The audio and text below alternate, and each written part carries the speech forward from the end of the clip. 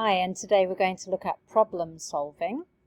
Problem solving is using knowledge and skills to find solutions to real-life problems and finding answers to difficult questions. It's something that we do all the time, and often we don't even notice that we're doing it, but it's important to be able to unpick what it is we're doing and what strategies we are using. So the first thing to do when you have a problem is to actually identify it. Have a clear idea of the problem so that you can develop some specific questions to help you solve it. The second thing is to actually try some problem-solving strategies. There are many different strategies for solving problems, and it often depends on the type of problem that you're trying to solve, and that will dictate which strategies you need to use. The third part of problem solving is to actually evaluate the solution's effectiveness. In other words, you need to check that your solution fits the problem and it is the best solution for your situation. So there may be other things that you need to continue working on your problem solving, or you may look back at your process and think, well, the first strategy I used wasn't very helpful, but the second strategy was excellent. Our most common problem-solving strategy, especially when you're a student, is to ask. You might ask your teacher, you might ask a fellow student, you might even ask the internet.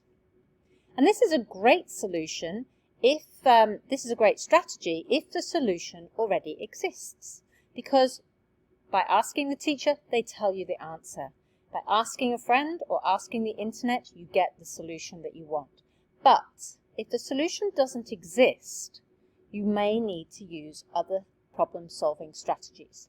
So I'm going to give you a few examples of problem-solving strategies that you might be able to use in science. Let's consider the problem, how can you fix infertility? Now we need to identify the cause of the fertility problem before we can start solving it. So maybe the first thing we could do is to brainstorm. This means that you would list all the possible causes of infertility that you can think of. When you have done that, you might decide to use root cause analysis. So you might decide to group the causes and try to pinpoint a main area to target for your solutions. So in this case, with infertility, you might decide to list all the causes, so in males and females, of infertility, but you might decide to pinpoint problems that happen within the male reproductive system and work on solutions in that area first. Then you can move on to a strategy called trial and error. This means that you work through possible solutions in a logical manner. You give them a go and you see whether they work. And if they don't work, you tweak them, you move on to the next strategy or the next option, and then you see if that works. You maybe tweak it a bit, you maybe throw it out, you may move on to the next one. You might try a few different things before you decide whether you have something that's useful.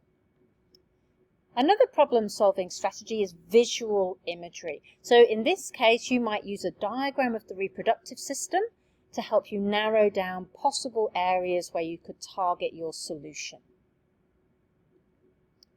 So by using strategies like this over and over, and you might use one and then another one and then go back to the first one again, a scientist or a doctor could narrow down the cause of the problem and help to develop solutions until they solve the problem. But of course, that's only solving the problem for now and in this case, because you might get new knowledge or new technologies or new ideas, and they might alter how or why a couple is unable to have a baby, and it may also change how you fix the problem in the future.